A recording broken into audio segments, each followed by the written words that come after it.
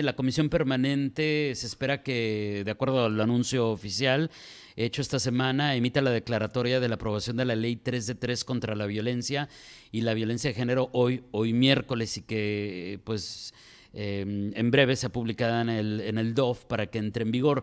¿Qué es la ley de 3 de 3 contra la violencia y la violencia de género? ¿Cuáles son los retos? ¿Viene bien? ¿Qué asignaturas quedan pendientes aunque venga este avance? Como siempre vamos a platicar con una experta en la materia y en esta ocasión con la maestra María Isabel Herrera Covarrubias, abogada, expresidenta de la Barra de Abogadas María Sandoval de Zarco, la primera presidenta del Observatorio Mexicano de Estrategias de Litigación Penal. Maestra Herrera, muy buenos días. Muy buenos días, es un gusto escucharlo. Quiero decirle que yo lo escucho todos los días. Muchas gracias, maestra, muchas gracias. Le agradezco enormemente y además por ello y también porque nos tome la llamada y nos dedique este tiempo. Y le agradecería que nos fuéramos por el principio. Creo que, híjole, según he visto, maestra, falta entender desde la ciudadanía, ustedes que como gremio de abogados lo conocen muchísimo mejor, pero ¿qué realmente es esta ley 3 de 3 contra la violencia y la violencia de género? ¿En qué consiste? ¿Por qué? ¿Qué es lo que viene, maestra? Bueno, para antes que nada, muchas gracias por darme la oportunidad de tener este diálogo práctico con la ciudadanía y especialmente con gente tan expertas como usted en la comunicación. Y estoy de acuerdo con usted, la ciudadanía tiene que saber de qué se trata en palabras simples y sencillas, sin tanto tecnicismo. Mire, esta ley de tres, ¿qué pretende? Pretende buscar que el servidor público, hombre o mujer, que adquiera el cargo o pretenda obtener un cargo de elección popular o de servidor público, tenga una serie de restricciones que permitan que los que dirijan los caminos de nuestro país sean personas probas y que no estemos expuestos a condiciones de vulnerabilidad. ¿Por qué se habla de género? Porque las personas más afectadas hemos sido las mujeres, ¿no? Han sido las mujeres, que quiero aclarar que desde 2018 esta ley ha estado empujando por diversas agrupaciones civiles. Es una iniciativa de las mujeres, es una iniciativa y también de hombres comprometidos para la no violencia. ¿Qué busca en esencia? Busca reformar dos artículos centrales de nuestra Constitución y que a su vez permiten todo el país. ¿Y qué consiste esa reforma? Que los requisitos que establece el artículo 38, que habla sobre los derechos y prerrogativas de los ciudadanos cuando se suspenden, se aumenten. ¿Ese aumento en qué consiste? Que si una persona quiere ser fiscal, quiere ser servidor público, pues aparte de los que ya están ahí, debe de ser una persona que no tenga, fíjese, aquí es lo importante, que no tenga una sentencia firme. ¿Qué quiere decir? Que exista una resolución de un juez que diga que ya es inamovible, o sea, firme, sobre delitos contra la vida, la integridad personal, la libertad, el desarrollo normal psicosocial de otra persona. En pocas palabras, contra delitos sexuales.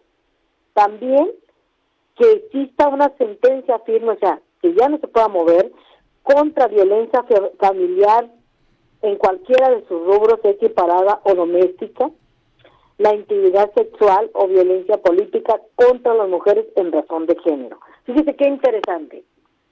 Y finalmente, una sentencia firme, una resolución de deudores morosos en cuestión alimenticia.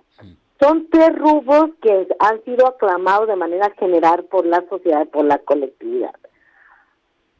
Alguien diría que si dictan una sentencia, cumpliste con la sentencia, ¿por qué te tienen que exponer y quitarte esos derechos? Porque alguien va a querer decir, ¿sabes qué? Pues yo ya cumplí, ¿no? ¿Por qué me limitas?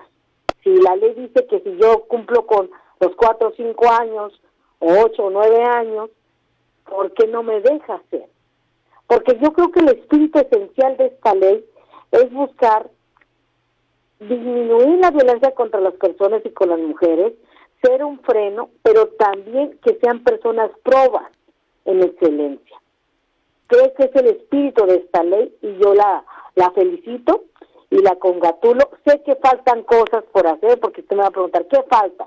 Mire, primero falta que la comunidad la conozca de una manera simple, sencilla, que los actores políticos la hagan suya, que las personas que vayan a ser propuestas o designadas sean con toda una reflexión, aparte de lo que marca el artículo 38 constitucional y artículo 109.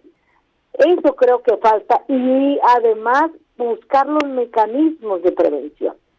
Porque si bien es cierto, vamos a decir que una persona no va a poder ser servidor público, no va a poder ser candidato, pero ¿qué hacemos con esa persona? O con esas personas. Tenemos que buscar la prevención de esas conductas.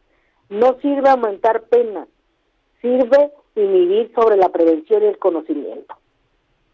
Por eso creo que esta ley va a ir mejorando en los estados. Ahora, de ahí me surgen un par de dudas. La primera es, dice maestra y nos explica que tiene que tener una sentencia firme para que no pueda aspirar a estas candidaturas o estas proposiciones o estos cargos. Pero ¿qué pasa si todavía no tiene una sentencia firme, pero está en proceso y tiene una denuncia abierta? ¿Esta persona podría seguir entonces con el proceso de su candidatura, sea cual sea la vertiente? Sí, claro, sí, pero hay un detalle especial.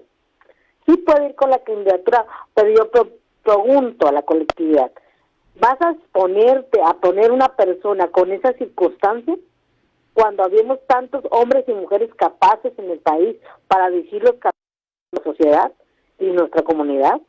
Creo que también es una reflexión ética y profesional de quienes están inmiscuidos en estos temas. Y es lógico que el Congreso de la Unión haya establecido estas dos palabras de sentencia firme. ¿Por qué? Porque si no estuviera violando los derechos del de enfrente.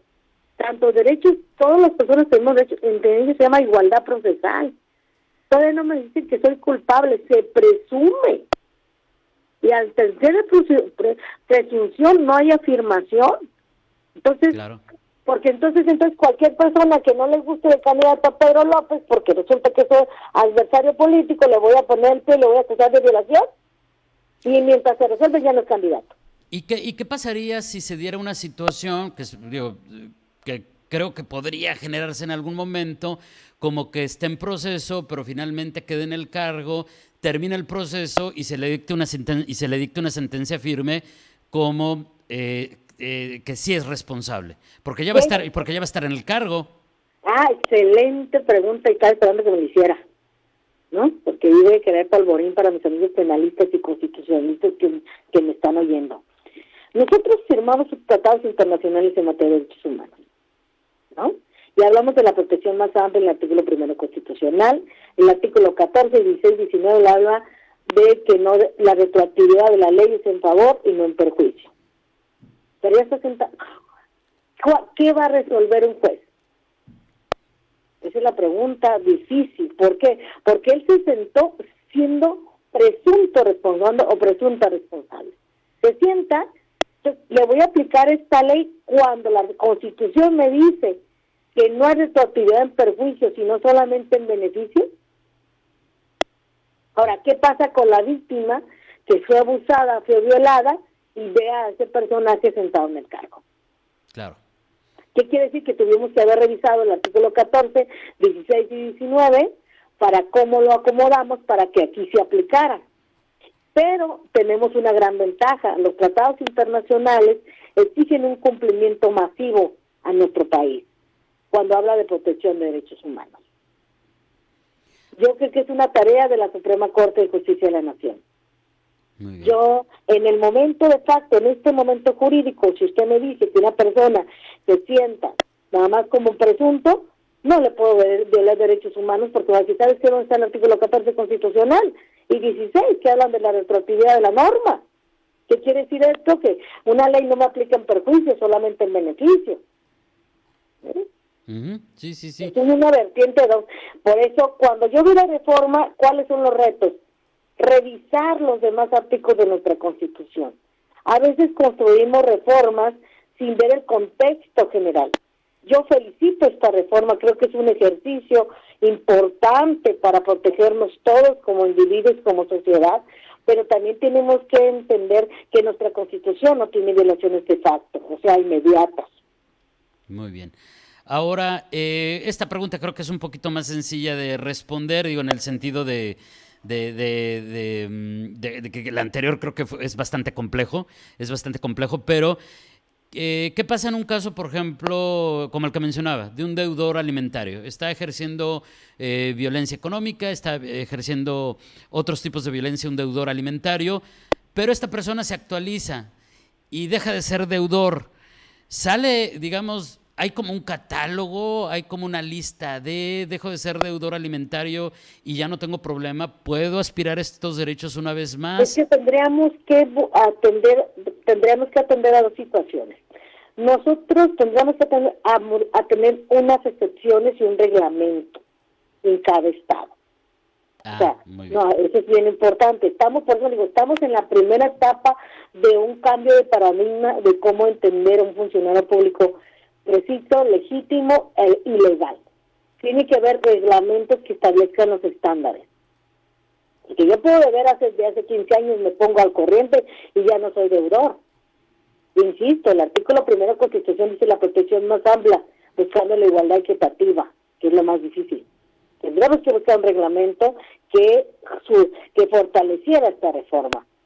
Son muchas aristas, como usted bien lo dice, que van a ir saliendo. Aquí creo que lo básico es que vamos a tener una ley que pone en el escrutinio a las personas aspirantes, pero que pone reta al Poder Constituyente local, en este caso mi estado, a establecer esas grandes excepciones y que a su vez esas grandes excepciones puedan subir al Senado para ir modificando a favor de todas las personas. Porque les voy a decir una cosa, con todo respeto de mis compañeras mujeres que han luchado tanto por esto y que yo estoy con ellas.